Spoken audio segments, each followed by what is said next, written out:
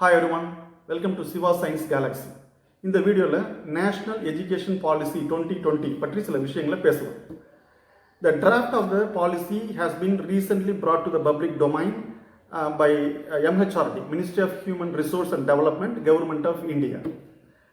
இப்போ நடைமுறையில் உள்ள கல்வி முறையானது 1986 கொண்டு வரப்பட்ட கல்விக் கொள்கையை பேஸ் பண்ணி உள்ளது.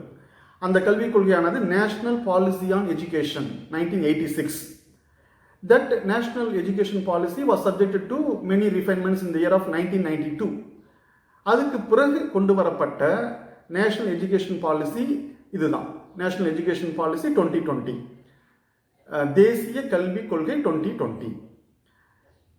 இந்த கல்விக் கொள்கைக்கு ஒரு சிறப்பம்சம் என்னன்னா, இந்த 21ஆம் நூற்றாண்டின் 21st century உள்ள முதல் நேஷனல் எஜுகேஷன் பாலிசிங்கிற ஒரு பிராண்டோட இந்த நேஷனல் எஜுகேஷன் பாலிசி 2020 கொண்டு வரப்பட்டிருக்கிறது. இந்த நேஷனல் எஜுகேஷன் பாலிசி 2020ல ஒரு 4 பகுதிகள் இருக்கின்றன. முதல் பகுதி ஸ்கூல் எஜுகேஷன் பற்றியது. ரெண்டாவது பகுதி ஹையர் எஜுகேஷன். மூன்றாவது பகுதி ப்ரொஃபஷனல் அண்ட் அடல்ட் எஜுகேஷன். நான்காவது பகுதி மேக்கிங் இட் ஹேப்பன். ஸோ இந்த எஜுகேஷன் பாலிசியில் உள்ள 4 பகுதிகள் இவை. ஸோ இந்த எஜுகேஷன் பாலிசியில் பல விஷயங்களை பற்றி பேசியிருக்காங்க. What is good education, what is good educational institution, good teacher, good student, இப்படியெல்லாம் பல கருத்துக்கள் சொல்லப்பட்டிருக்கு.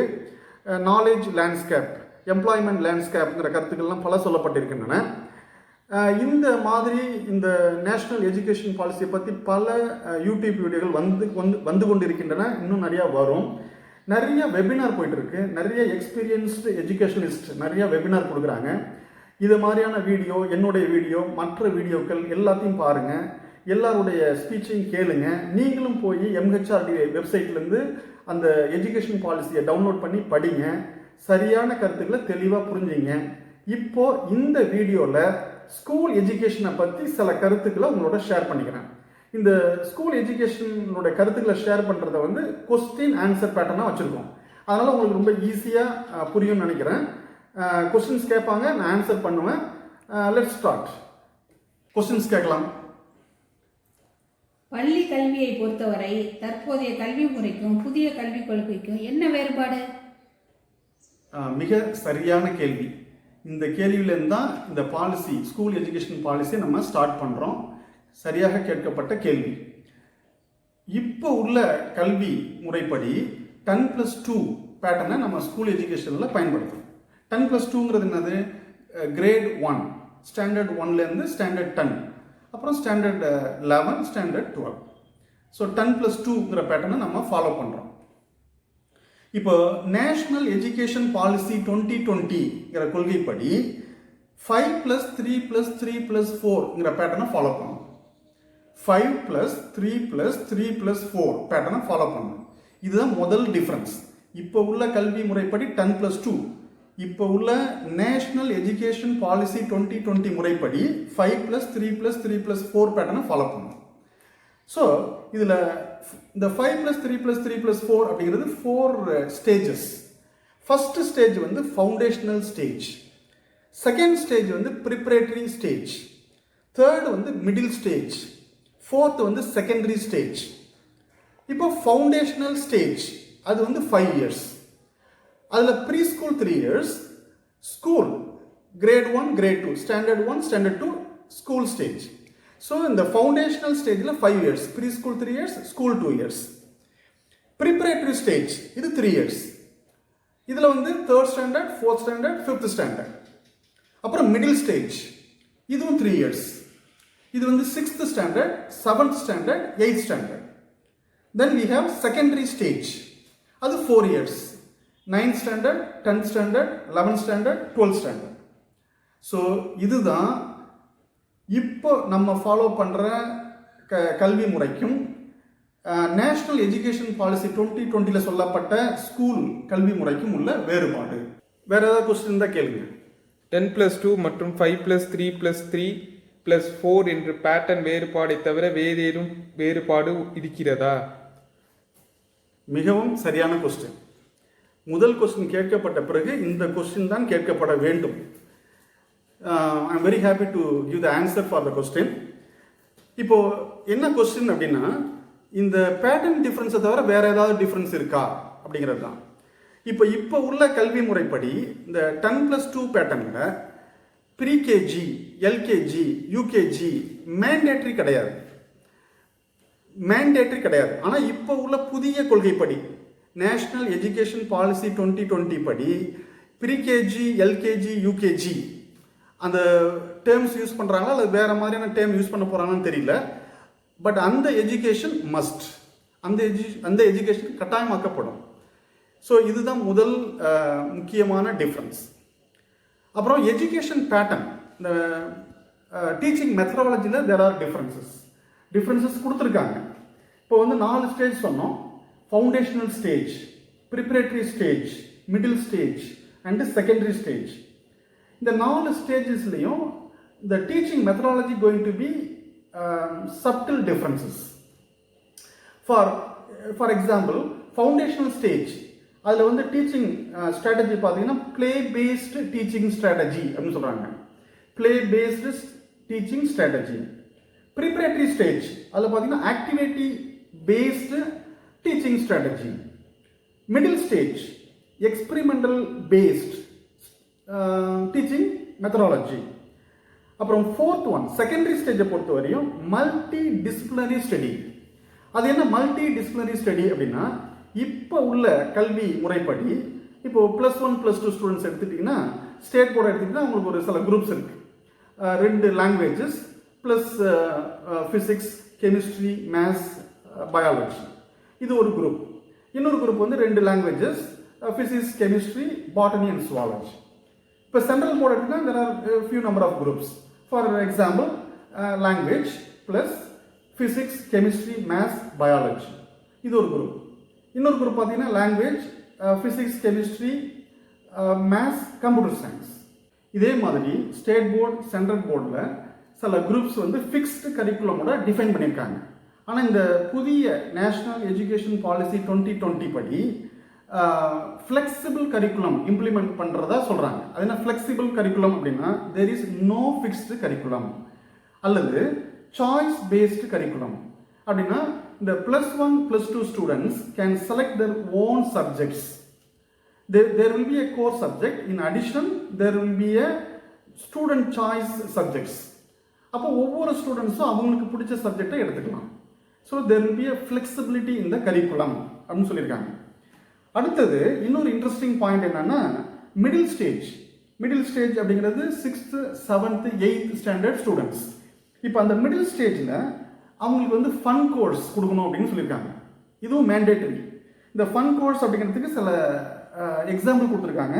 லைக் கார்டனிங், அப்புறம் பாட்டரி, பானை செய்கிறது, கார்டனிங்னா தோட்டக்கலை, carpentry, electric work, metal works, அது மாதிரி சில கோர்சஸை டிஃபைன் பண்ணியிருக்காங்க.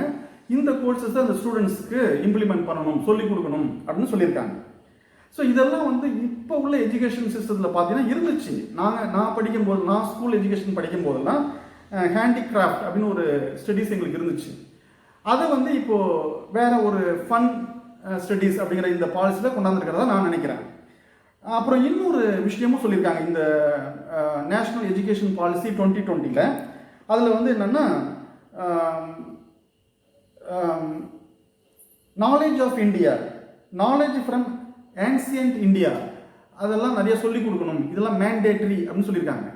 இதுவும் நான் படிக்கும்போது என்னுடைய ஸ்கூல் எஜுகேஷனில் இருந்தது. மாரல் ஸ்டடீஸ், நீதி போதனை அப்படின்னு ஒரு வகுப்பு இருந்தது. காலப்போக்கில் அதெல்லாம் மாறிடுச்சு.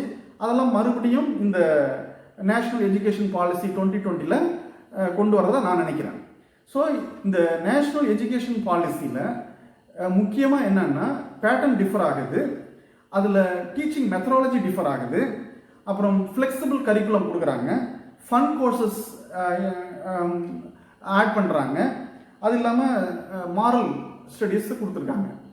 இப்போ இதில் வந்து இந்த ஃப்ளெக்சிபிள் கரிக்குலம் சரியா, இது எந்த அளவுக்கு இது சரியாக வரும், இது எக்ஸாமினேஷன் பேட்டர்னில் ஏதாவது மாற்றம் கொண்டு வர வாய்ப்பு இருக்கா, இப்படிலாம் பல கொஸ்டின்ஸ் ரைஸ் ஆகும். இதெல்லாம் பற்றி நிறைய வீடியோ பாருங்கள், நிறையா படிங்க, நிறையா வெபினார் அட்டன் பண்ணுங்கள். இன்னொரு வீடியோவில் மிக தெளிவாக இந்த விஷயங்களை நம்ம விளக்கமாக பேசலாம். இந்த ஸ்கூல் எஜுகேஷன் சிஸ்டத்தை பற்றி வேறு ஏதாவது கொஸ்டின் இருந்தால் நீங்கள் கேட்கலாம். ஸ்கூல் எஜுகேஷனை பொறுத்தவரை தேர்வு முறையில் வேறு என்னென்ன வேறுபாடுகள் இருக்கும்? மிக அருமையான கொஸ்டின். எல்லா மாணவர்களும் கேட்க ஆசைப்படுகின்ற ஒரு கொஸ்டின் தான் இதுதான். இந்த கொஸ்டின் கண்டிப்பாக ஆன்சர் பண்ணிடலாம். Very interesting, very important question. முதல்ல இப்போ உள்ள கல்வி முறைப்படி 2 போர்டு எக்ஸாம் இருக்குது. அது ஸ்டேட் போர்டாக இருந்தாலும் சரி, சென்ட்ரல் போர்டாக இருந்தாலும் சரி, 2 தேர்வு முறை இருக்குது. ஃபஸ்ட்டு வந்து 10th கிரேடில், இன்னொன்று வந்து 12th கிரேடில். 10th standard, 12th standard, இந்த 2 ஸ்டாண்டர்டுக்கு தான் போர்டு எக்ஸாம். ஸோ இப்போ புதிய கொள்கைன்னு சொல்லலாமா, புதிய நேஷ்னல் எஜுகேஷனல் பாலிசி 2020, இந்த புதிய கொள்கைப்படி 2 எக்ஸாம் தான். 10th ஸ்டாண்டர்ட்லையும் 12th ஸ்டாண்டர்ட்லையும் தான் எக்ஸாம்னு சொல்லியிருக்காங்க. ஆனால் ஒரு இன்ட்ரெஸ்டிங் பாயிண்ட் என்ன சொல்லியிருக்காங்க அப்படின்னா, பெஸ்ட் ஆஃப் 2 attempts அப்படிங்கிற ஒரு கான்செப்டை இன்ட்ரடியூஸ் பண்ணியிருக்காங்க. Best of 2 attempts. அதாவது இந்த ஸ்கீம் படி ஒரு ஸ்டூடெண்ட் வந்து அந்த அகடமிக் இயரில் 2 நட எக்ஸாம் எழுதலாம். இந்த ஃபஸ்ட்டு எழுதுகிற எக்ஸாமினேஷன் பேர் வந்து மெயின் எக்ஸாமினேஷன், 2வது எழுதுகிற எக்ஸாம் வந்து இம்ப்ரூவ்மெண்ட் எக்ஸாமினேஷன். இது 2ல் எது பெஸ்ட்டோ அந்த மார்க்கை கன்சிடர் பண்ணிக்கலாம் அப்படின்னு சொல்லியிருக்காங்க. இதுதான் பெஸ்ட் ஆஃப் 2 attempt ஸ்கீம். இந்த ஸ்கீமை இன்ட்ரடியூஸ் பண்ணியிருக்காங்க. இது எந்த அளவுக்கு ஒர்க் அவுட் ஆகும், இது சரிதானா? ஏன்னா 2 எக்ஸாம் எழுதும்போது கொஸ்டின் பேட்டர்ன் வேறையாக இருக்கும். அப்போது ஒரு கொஸ்டின் பேட்டர்னில் வாங்கின மார்க்கை இன்னொரு கொஸ்டின் பேட்டர்னில் வாங்குகிற மார்க்கோட கம்பேர் பண்ண முடியுமா அப்படிங்கிறதெல்லாம் நிறைய ஒரு டிஸ்கஷன் வரும். It is under debate. அதை வேற ஒரு வீடியோவில் பார்க்கலாம், இல்லை வேறு வீடியோவில் நீங்கள் பாருங்கள்.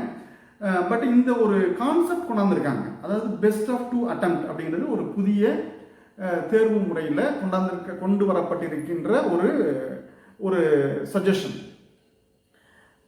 இது இல்லாமல் என்ன இன்னொரு பாயிண்ட் சொல்லியிருக்காங்க அப்படின்னா, the examinations will be conducted in such a way to eliminate the need for undertaking coaching classes.